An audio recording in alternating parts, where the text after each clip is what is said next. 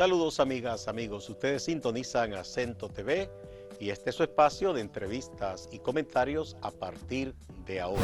Hoy tenemos el grandísimo placer y el honor de conversar con el doctor Eduardo Ogando, un médico, un científico dominicano que impartió aquí docencia en la Universidad Autónoma de Santo Domingo, trabajó en el país, pero también está impartiendo docencia en una prestigiosa universidad, Springfield College, que es internacional, y él está adscrito a Canadá, vive en Canadá, trabajando en Springfield College. Está aquí momentáneamente y quisimos aprovecharlo porque él ha estado colaborando con acento.com.do con unos trabajos excelentes, dando opiniones y datos sobre la pandemia de la COVID-19. Bienvenido, doctor Eduardo Ogando. Placer gratísimo, buenos días país, buenos días señor Gustavo, una honra estar en su programa. Es nuestra. Bueno, doctor, por lo que usted ha visto hasta el momento respecto a la pandemia, hablemos un poquito a nivel general internacional. ¿Usted piensa que la humanidad, que el mundo, le está ganando la batalla a la pandemia o no? Buena pregunta. Mire, siempre la humanidad va a ganar, porque el virus, aunque decimos que las epidemias tienen inteligencia propia, creo que la inteligencia humana y las posibilidades humanas, la creatividad humana, se va a imponer sobre la maleficencia del virus. Ahora bien, un gran problema que ha tenido la gestión de la pandemia en los diferentes países a nivel mundial, con excepción de China y otros países asiáticos, ha sido mala gestión. Mala La gestión. pandemia, mala gestión. O sea, no ha habido una gestión correcta. Hemos estado indicando anteriormente que el gran problema de la pandemia no es la pandemia en sí misma. Como ejemplo, usted puede ver que China controló la pandemia. Sin embargo, llegada la pandemia a América y Europa, muy especialmente en América, nosotros hemos comenzado, esa pandemia ha llegado momentos en que el mundo está dirigido, liderado por líderes, valga la redundancia, que enfocan más en las cuestiones económicas y políticas que en las cuestiones sanitarias. Un común denominador a lo largo de todos los países es que los epidemiólogos, que son los expertos en control de epidemia que debieran estar al frente, no están tomando decisiones, están en la parte de atrás y usted ve, por ejemplo, a muchos gobiernos dando informaciones de control, de vacunas, de pruebas rápidas, de PCR, etcétera.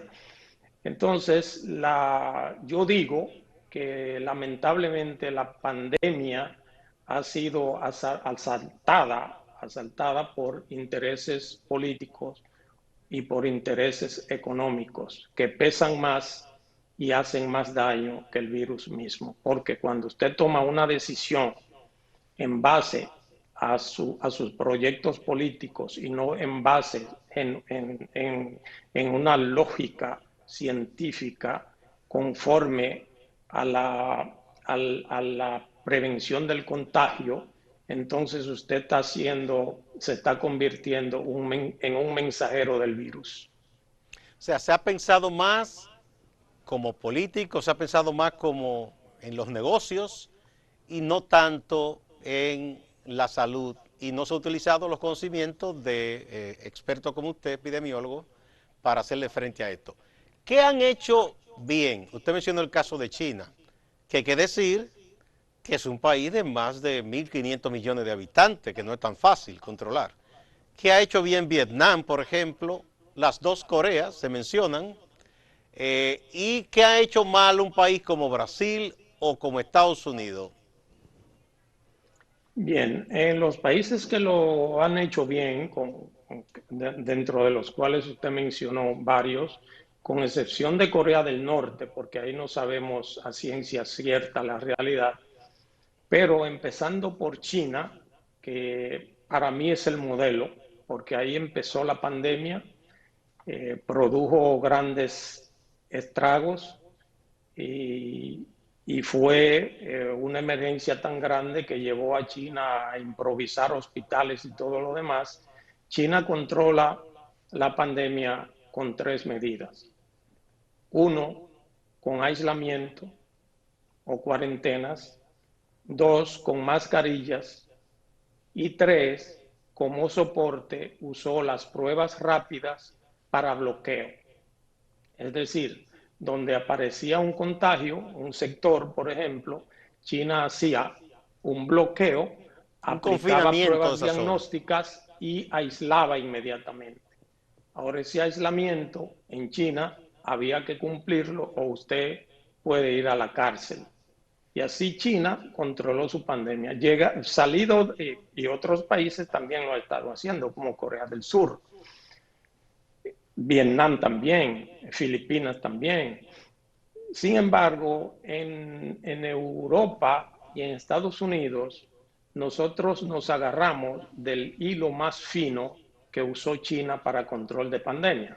O sea, no hablamos de las mascarillas, que fue el buque insignia que usó China, y usted fue testigo, y el mundo ha sido testigo de que incluso la Organización Mundial de la Salud negaba y se oponía al uso de mascarillas hasta bien avanzada la pandemia, cuando ya la gente, por sentido común y por mirar al modelo chino, comenzó a usar mascarillas, no obstante las recomendaciones de la OMS y de varios gobiernos que incluso ridiculizaban la mascarilla, y técnicos, médicos, que decían cosas ridículas acerca de la mascarilla.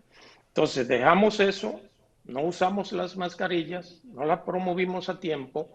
Segundo, no bloqueamos, ha sido imposible en Europa, producto de que lamentablemente, o es nuestra cultura, el respeto al individuo está por encima del interés común. Es decir, en esta parte del mundo se prioriza el bienestar individual.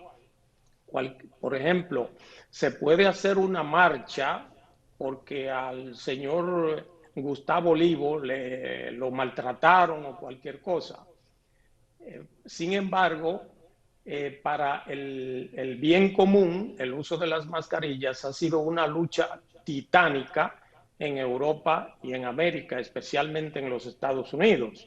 Creo que usted está enterado de que en los Estados Unidos, a esta altura, todavía la mascarilla no ha sido impuesta de forma obligatoria. Se ha estado incluso hubo una reunión en California donde citaron a los tomadores de decisiones para establecer el uso de mascarillas, y esa reunión tuvo que suspenderse porque los 60 y pico de personas que fueron al debate, ninguno llevó mascarillas. Es Doctor, decir, le debo sí, pedir por favor, con su anuencia, una primera pausa, que me están pidiendo la pausa. Vamos a la pausa y adelante, continuamos para seguir adelante, con esta visión primero internacional, para luego venir al territorio dominicano. adelante.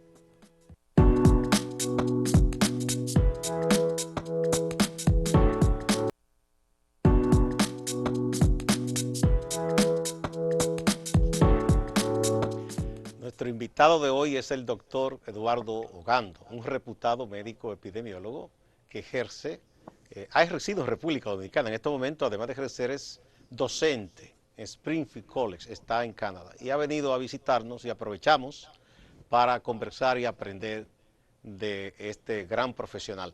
Entonces, cierto lo que usted dice. El propio presidente Trump y el presidente Bolsonaro de Brasil se burlaron de la mascarilla, diciendo que no había que usar nada y que eso era mentira, que eso era una simple gripe. Y Obrador en México también, Ah, también ANLO. que decía Sí, que él la detenía con un resguardo, podía detener imagínese la usted. pandemia con un Nada resguardo. científico. Así es. Entonces, bueno, este tipo de mal ejemplo, digamos, porque hay algo que dicen los politólogos norteamericanos, que el poder es didáctico. Lo que hacen los líderes, eso de alguna manera impregna a la base de la sociedad. Entonces, de gente que decía, no, en base a la enmienda tal, no me pueden impedir que yo salga y me reúna. Hubo movilizaciones, e incluso esa gente de la Asociación del Rifle en Estados Unidos exhibiendo armas y todo. En el caso de España e Italia, que fueron a la desescalada, han tenido que regresar al confinamiento porque ha habido un rebrote. Nos siguen saliendo las cosas mal en Occidente, vamos a decir. Aquí en las Américas, un caso que me ha llamado mucho la atención es Perú y Chile. Chile porque incluso ha sido puesto de modelo en muchas cosas, pero ahí parece que no ha salido bien nada respecto a la pandemia. Eso es correcto. Justo nos montamos en la misma tesis que hemos estado planteando, es mala gestión. ¿Qué Mala gestión. diferencia hay entre un país que está manejando, que tiene bajos indicadores de afectación por la pandemia y otro que tiene altos o gran afectación por la pandemia? Las acciones que toman. Y de las acciones que toman es el accionar en base a intereses políticos y a intereses económicos. Cuando le hablo de los intereses económicos, es un poquito cuesta arriba que la gente entienda eso, pero yo le voy a poner un ejemplito simple. Sí, Si usted está trayendo pruebas rápidas a la República Dominicana, usted dice que viva la pandemia. Fue ¿por qué? notorio en los primeros días de la llegada de la pandemia a la República Dominicana, cuando se comenzó a establecer las medidas de confinamiento, que un colmadero, en video lo pude ver desde Canadá, un colmadero contaba un fajo de billetes y decía, he vendido mi colmado, ha tenido el día más productivo de su existencia. Yo le doy gracias a la pandemia que sigue el coronavirus. Sí, Entonces yo vi ese personaje, sí. son expresiones que aunque usted no las manifiesta, están en su subconsciente y condicionan su accionar en beneficio del contagio, no hacia la prevención del contagio, sino en beneficio del contagio. Cuando usted tiene un proyecto político en manos, como tenían las actuales autoridades aquí en la República Dominicana, usted condiciona el accionar la intervención en la pandemia a sus intereses políticos.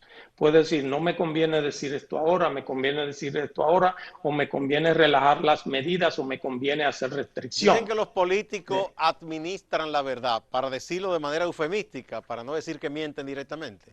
Dicen que ellos a veces dicen, es bueno decir la verdad, pero hay que saber cuándo se dice.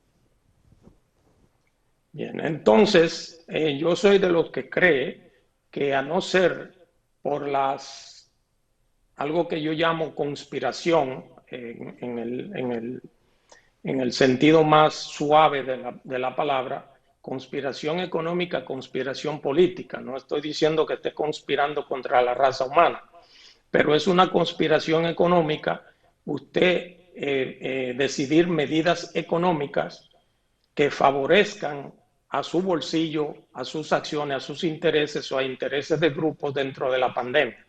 Cuando usted decide importar o vender o promover un medicamento porque usted está asociado o está recibiendo dinero o beneficios de alguna manera, entonces eso es conspirar por la pandemia. Se puede ¿Cuál decir fue que las autoridades de salud que tuvieron hasta hace poco aquí administrando la situación incurrieron en ese tipo de práctica o Sería se una hicieron cosas por el especulación yo morbo? decir, sería una especulación yo afirmarlo, pero cuando usted ve, por ejemplo, cuál fue la diferencia entre paracetamol e ibuprofeno. que terminó cambiándose el ibuprofeno por paracetamol, que el ministro francés de salud, el ministro de salud de Francia, dijo que no usaran ibuprofeno porque no convenía al uso del virus. Él no es un médico, él no es un epidemiólogo, él es un médico, es un ministro de salud, pero está hablando probablemente por sus intereses. En ese momento comenzaron a satanizar el ibuprofeno. Más No, y lo eso dijo un se ministro de calmó. un país de mucho peso en el mundo, ¿no? Correcto. Más eso se calmó cuando el ministro de Salud de España entonces dijo, dime las razones por las cuales no se puede usar ibuprofeno. Ahí terminó todo. Entonces, mismo que usted ha visto en la gestión del presidente de los Estados Unidos, hablando de cloroquina, de tales cosas, que han sido casos de infodemia que han costado la vida de muchos seres humanos. La infodemia también es un gran perjuicio que se ha montado sobre la pandemia, es decir, mala información o Mala información, claro. desinformación. Se ha hablado de todo, de todo. En un Y momento, el presidente Trump indicó que la cloroquina era buena para prevenir el contagio de coronavirus. Una pareja fue a una tienda que vende desinfectantes. desinfectantes para piscina. La señora dijo, oh, yo sé dónde venden cloroquina. Pidió cloroquina para desinfección de piscina y esa pareja murió. Entonces, Imagínese usted. únicamente los casos que se conocen, pero la cantidad de enfermedad, de complicaciones y de muertes asociadas, producidas por la desinformación o infodemia de la pandemia, puede ser también estar cobrando cuotas importantes más allá de las que el virus per se está produciendo. Entonces usted piensa que aquí en las Américas, en los países que hemos visto que tienen muchos casos, mencionamos Perú, Chile, y nosotros, que aunque porque somos un país pequeño, no es que tenemos tantos casos como Chile, pero proporcionalmente, ya aquí tenemos más de 1.500 personas fallecidas y tenemos ya más de 90.000, casi estamos llegando a los 90.000 infectados, ¿cierto? Eso es Eh, correcto. y uno se pregunta, ¿qué debemos entonces dejar de hacer? Porque ya no vamos a mirar hacia atrás, ya se cambió a un nuevo gobierno, hay nuevas autoridades. ¿Cuáles son las prácticas que debemos dejar atrás y cuáles nuevas prácticas debemos poner en marcha para tratar de contener la pandemia?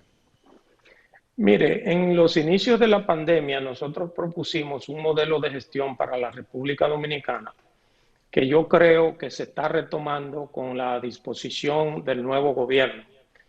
Fíjese que hace dos días, 3 días, pues hay una serie de medidas que anuncia el gobierno para gestionar de nuevo la pandemia y que yo creo que van a ser muy ¿Son exitosas. correctas? Sí, entre ellas se está hablando de la creación de kits de tratamientos, que es algo que estábamos proponiendo, el reforzamiento de las mascarillas, del uso de mascarillas, la educación sanitaria, la creación de redes de promotores de salud, la incorporación de todas las instituciones, organismos que tienen que ver en el país con el accionar sanitario, Una mayor desde las coordinación. universidades. Por favor. Una mayor Por, coordinación.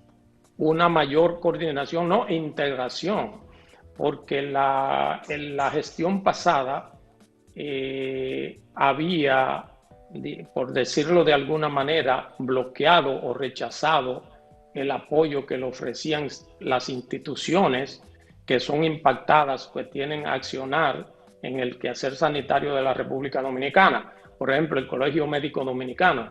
¿Cómo usted va a gestionar una pandemia de este tipo al margen del Colegio Médico Dominicano, de las sociedades especializadas, de la Secretaría de Educación, de los motoconchistas, de los empresarios, de los militares, de la policía, es decir, todo incluso de la gente que produce, de la industria, de la agricultura, porque todo sector que esté impactado por la pandemia debe tomar parte en el asunto para apoyar y aprobar, solidarizarse y aceptar las medidas restrictivas que van a imponerse. Por ejemplo, Doctor, vamos a otra pausa que me están pidiendo. Continuamos con más detalle cuando volvamos. Y por favor, deje unos minutos porque quiero también que abordemos en el segmento que viene, que es el final, abordemos lo de las vacunas y la polémica que hay entre los países. Vamos a la pausa. Muy bien.